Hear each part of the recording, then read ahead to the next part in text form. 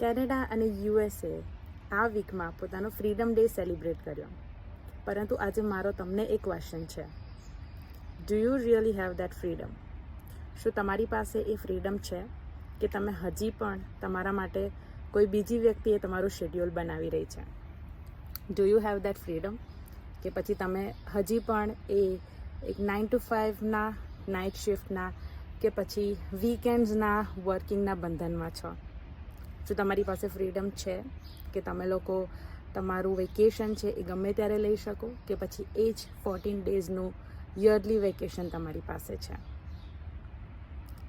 અમારા લોકોની પણ એવી જ કોઈ સિચ્યુએશન હતી, પરંતુ અમે લોકો એક ઓનલાઈન બિઝનેસ સ્ટાર્ટ કરીને નહીં ફક્ત ફિનાન્શિયલ ફ્રીડમ પરંતુ ટાઈમ ફ્રીડમ પણ ગ્રેબ કરી છે. If you are somebody who is looking for not just financial freedom but the time freedom, then feel free to reach out to me. તમે અહીંયા comment કરી શકો છો અથવા તો મને મેસેજ કરી શકો છો. Thank you.